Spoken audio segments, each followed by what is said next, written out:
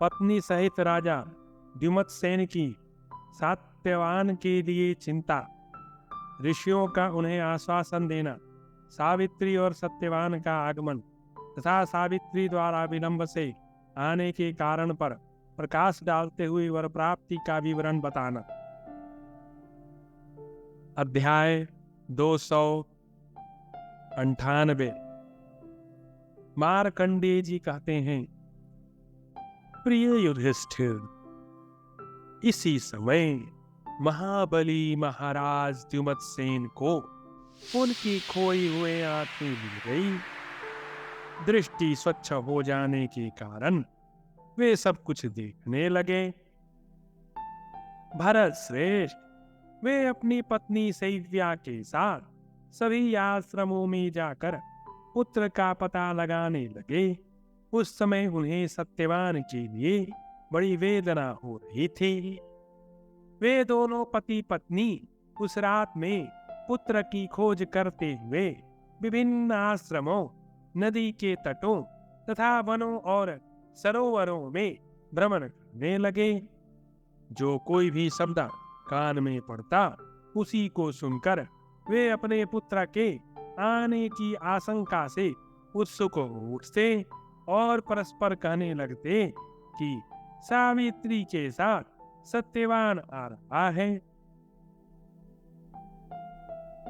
उनके पैरों में बीमारी फट गई थी, वे कठोर हो गए थे तथा घाव हो जाने के कारण रक्त से भींगे रहते थे। तो भी उन्हीं पैरों से वो दोनों दंपति इधर उधर पागलों की भांति दौड़ रहे थे। उस समय उनके अंगों में कुछ और कांटे बिध गए थे। तब उन आश्रम में रहने वाले समस्त ब्राह्मणों ने उनके पास जा उन्हें सब ओर से घेर कर आश्वासन दिया तथा उन दोनों को उनके आश्रम पर पहुंचाया। तपस्या के धनी वृद्ध ब्राह्मणों द्वारा घिरे हुए पत्नी सहित राजा द्युमत्सेन को प्राचीन राजाओं की विचित्र अर्थों से भरी हुई कथाएं सुनाकर पूरा आश्वासन दिया गया। युधिष्ठिर, तो भी वे दोनों वृद्धा बारंबार सांत्वना मिलते रहने पर भी अपने पुत्र को देखने की इच्छा से उसके बचपन की बातें सोचते हुए बहुत दुखी हो गए। वे शोकातुर दंपति बार बार करुणा करते हुए बोलते हुए हा पुत्र, हा सती साध्वी बहू, तुम कहाँ हो, कहो, यूं कहकर रोने लगे। उस समय एक सत्यवादी ब्राह्मण ने उन दोनों से इस प्रकार कहा। ब्राह्मण बोले, सत्यवान की पत्नी सावित्री जैसी तपस्या, इंद्रिय संयम तथा सदाचार से संयुक्त है। उसे देखते हुए मैं कह सकता हूँ कि सत्यवान जीवित है।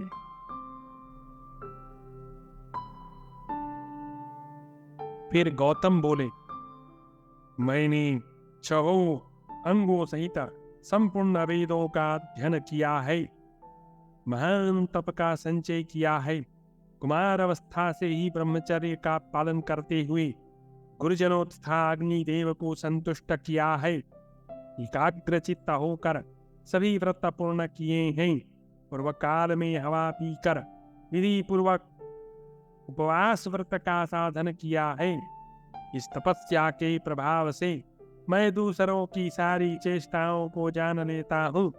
आप लोग मेरी बात सच माने, सत्यवान जीवित है। फिर गौतम के शिष्य ने कहा, मेरे गुरु जी के मुख से जो बात निकली है वह कभी मिथ्या नहीं हो सकती। सत्यवान अवश्य जीवित है। कुछ ऋषियों ने कहा,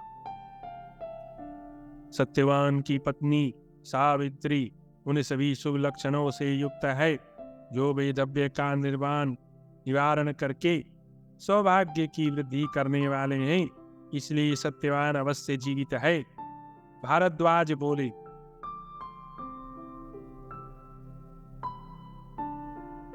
सत्यवान की पत्नी सावित्री जैसी तपस्या इंद्रिय संयम तथा सदाचार से संयुक्त है, उसे देखते हुए मैं कह सकता हूँ कि सत्यवान जीवित है। दालभ्य ने कहा, राजन, जिस प्रकार आपको दृष्टि प्राप्त हो गई, जिस प्रकार सावित्री का उपवास व्रत चल रहा था, जिस प्रकार वह आज भोजन के लिए बिना ही पति के साथ आई है, इन सब बातों पर विचार करने से यही प्रतीत होता है कि सत्यवान जीवित है। धौम्य ने कहा, महाराज, आपका यह पुत्र जिस प्रकार समस्त सद्गुणों से संपन्न, जनप्रिय तथा चिरंजीवी पुरुषों के लक्षणों से युक्त है, उसके अनुसार यही मानना चाहिए, सत्यवान जीवित है।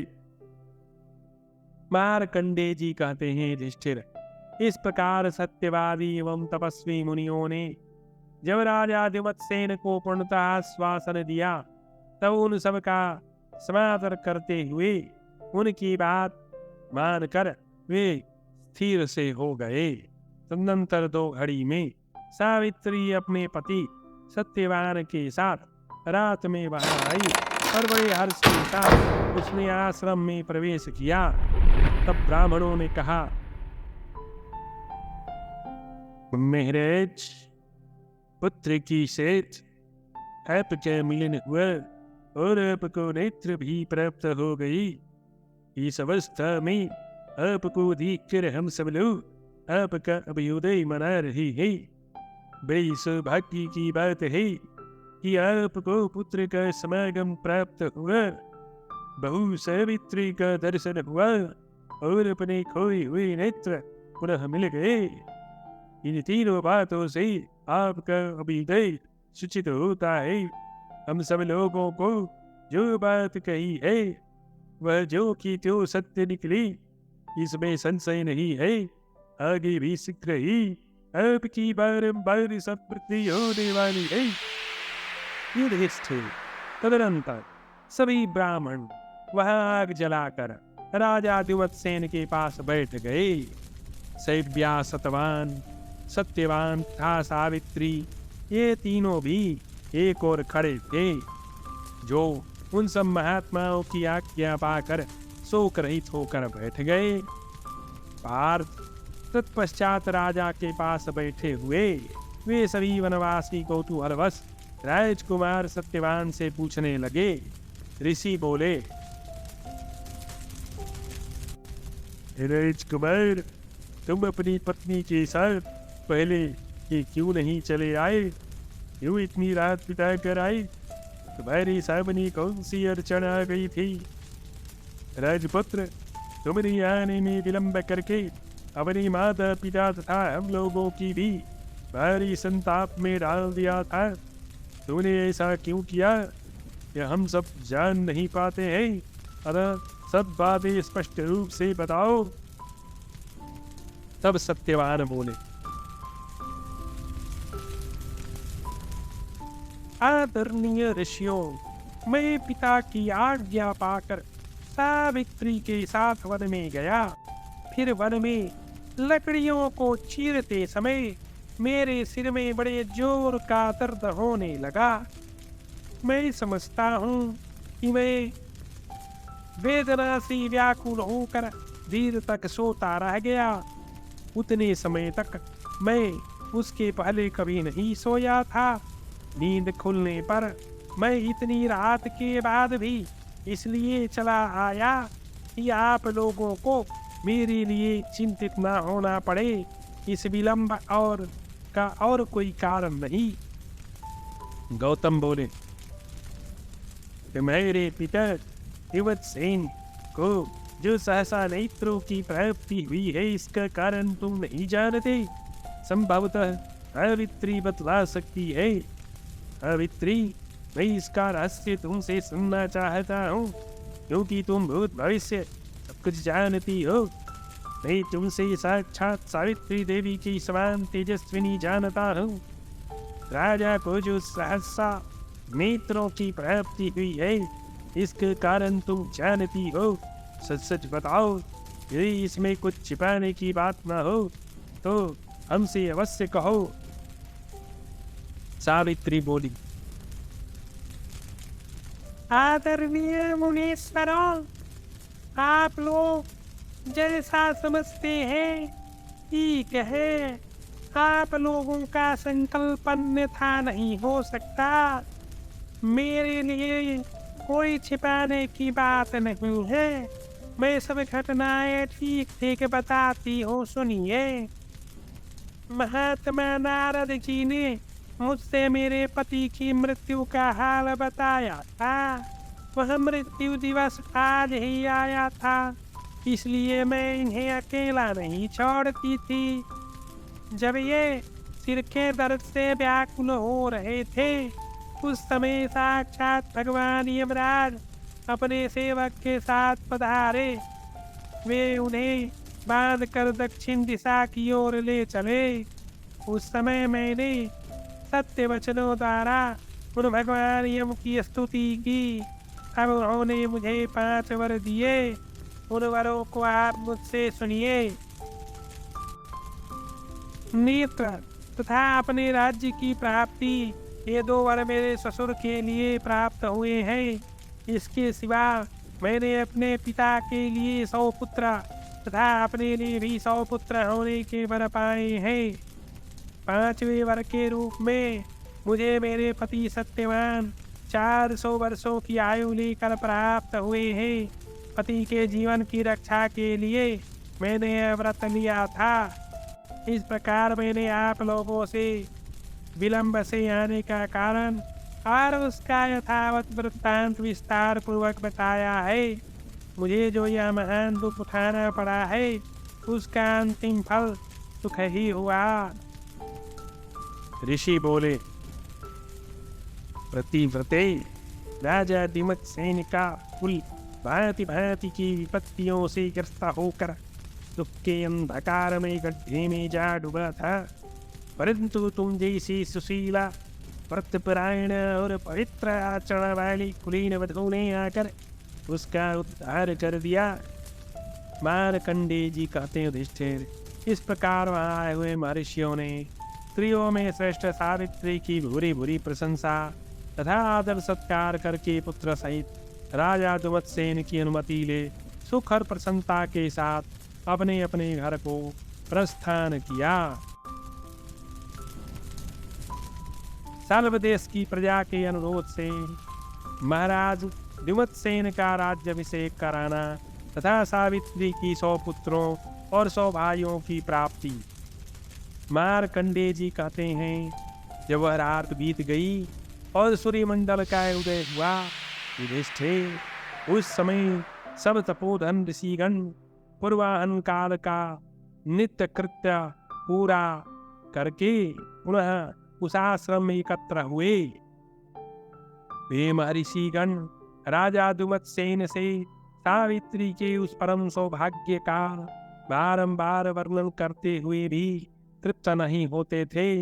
राजन, उसी समय साल्व देश से वहां की सारी प्रजा ने आकर महाराज दुमत्सेन से कहा, प्रभो, आपका शत्रु अपने ही मंत्री के हाथों मारा गया।